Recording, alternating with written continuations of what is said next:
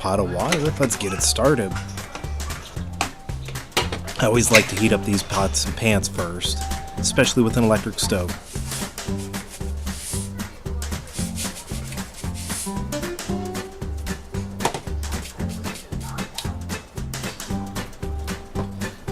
Cut the root end off the garlic. It'll make it a lot easier, so just trim that root end and get it out of the way. You'll notice the garlic is on the end of the cutting board. This really helps keep all the peels out of the cutting surface. That way when I go and chop it or mince it up, it makes it a lot easier on me.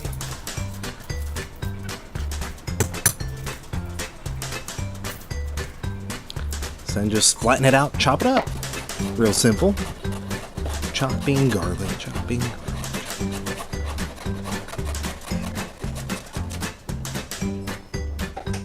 Add a little bit of salt. It'll make it a lot easier. It'll help abrade it. And it'll season the garlic too. Here, I'll get this done really quickly so you don't have to sit here and watch me do this. But there we go. Chopping up the garlic. Make it minced. Size, whatever size you want. If you like it big, throw it in the pan big. So we're going to put a little bit in. Make sure the pan's not too hot. Yeah, okay, we're good. Let's throw this all in. Let it sizzle there. I'm going to put the butter on top. That way it'll infuse through the garlic. As it melts, it'll really flavor that butter. Broccoli's already been washed. You do want to blanch it, so your ice water, because we're going to need that. Just boil it for about 20 to 30 seconds. Dip it in the water. It's that simple. About 20 to 30 seconds again. And we'll stick it back in the ice water.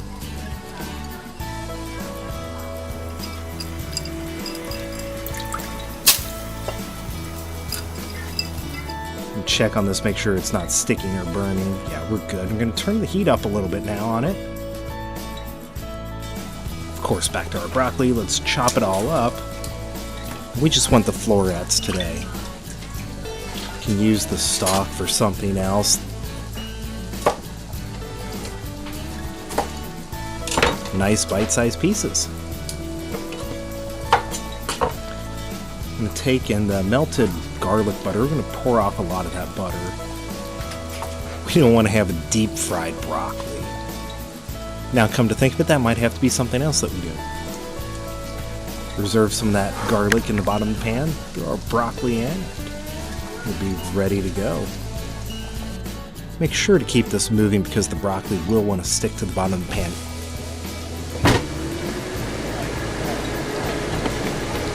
Our fettuccine started. I like to keep it whole. Some people prefer to crack it. On the other hand, I like to just work it around and make sure to get it all in the pot.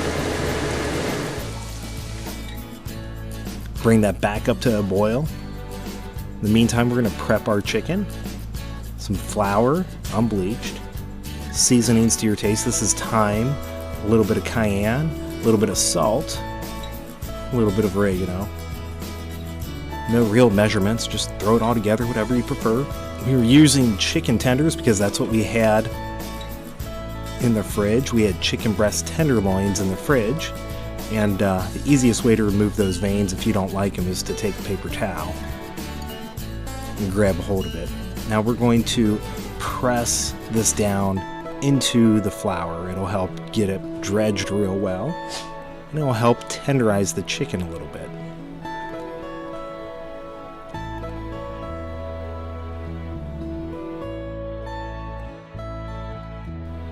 Make sure to keep that broccoli moving.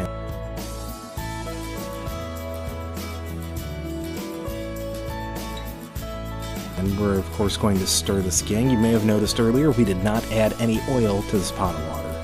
So we have a spot there with a little bit of garlic still left in the pan. In that skillet we add our pieces of chicken right on top of that garlic. Let this cook off. It takes about 5 to 7 minutes on medium heat, medium to low heat in this case.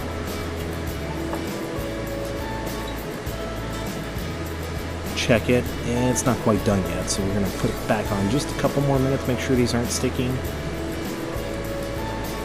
Yeah, we're good. So, gonna stop our pasta that is probably ready. We're gonna take a little bit out, let it cool for a moment, and taste it. Yeah, it's ready to come out. So we're gonna take the rest of it out, reserving that pasta water. You'll see why in a minute. It's also gonna help maintain the heat on this pasta. We just let it sit in the colander right on top of that. Looks like the chicken is ready, so we're gonna go ahead and flip it. I'm moving them around the pan because I want them to go to a different side of the pan, get a little more flavor and also help evenly heat it. So let that cook a few more minutes.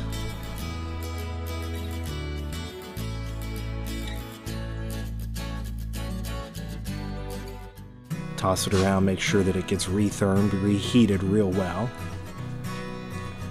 Check this. It's been sitting now resting for about 2 minutes. Yeah, it looks like it's finished. So we're gonna go ahead and break it all up.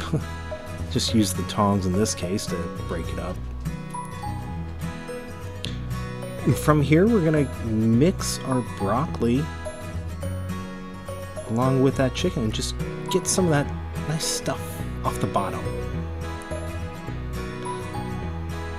Now add our garlic butter just a little bit to help loosen up these fettuccine noodles.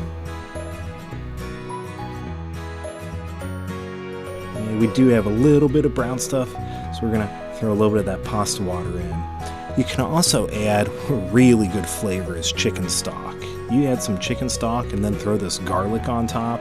Ooh, that gives it a real nice mouthfeel. If you don't have homemade chicken stock, you can always use store-bought low sodium or no sodium chicken broth. And then also add in a packet of gelatin. It'll give you a real nice mouthfeel too.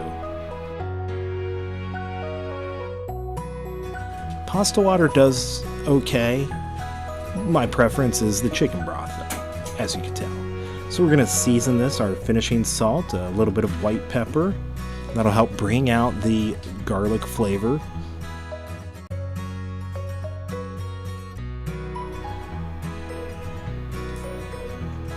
So real simple, we're just gonna take this all out of the pan. Why am I using, get rid of that. Let's just pick the thing up, throw it in the pasta dish. There we go, much easier. You notice that burner is still on. It's because, I don't know, I must have forgotten it. Obviously, we don't want to waste any of that garlic butter. If you want to save time, you can prep the garlic butter and leave it in the freezer. Occasionally, I do that.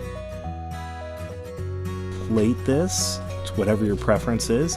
Now, of course, that pasta does have a little bit of salt in it because we salted the water. A little Parmesan cheese if you'd like, or just plain. In this case, we're just going to do it with the garlic butter.